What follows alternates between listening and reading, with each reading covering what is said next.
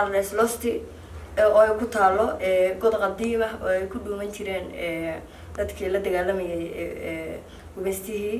dadkii Kenyaanka ah oo la dagaalami jiray gumeystihii Ingiriiska waa meel bahol camal ah oo gud weyn ah Mau Cave baa lahaa godka Mau waxa dhigi jiray iska caabintii muxuu ahaa gumeystihii margood aad u dheer weeye aniga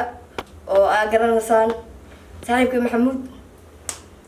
oo mataqaana garanaysan aqoonyahan fadhiya iyo Cabdirasaaq iyo General Cabdirasaaq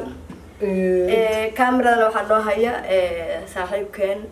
سلطان شيء أدين سلامنا ما سنتين سفر كان وسي صعدا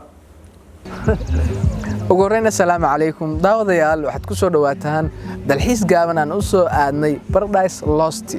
waxa garbahayga midig iyo bidix kala taagan saaxiibkay General Cabdirasaaq iyo Professor Maxamuud marka koobaad waxa ku soo dhawaataa jawiga wacan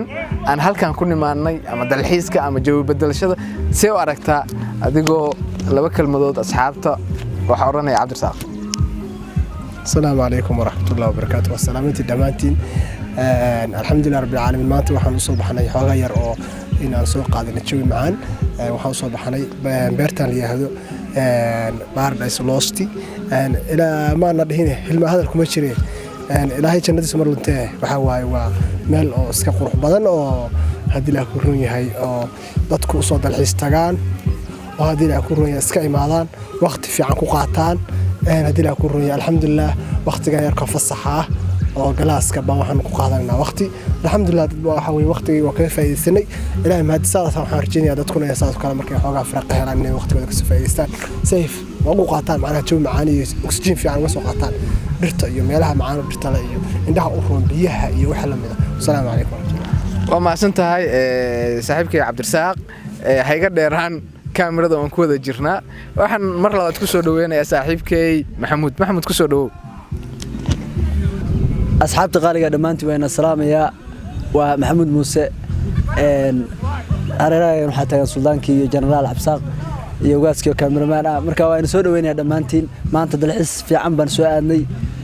marka waa baashaalayna u jeedaan damaashaad fiican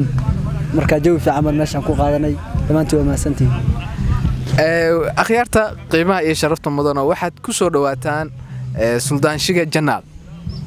subscribe soo saara share sidaha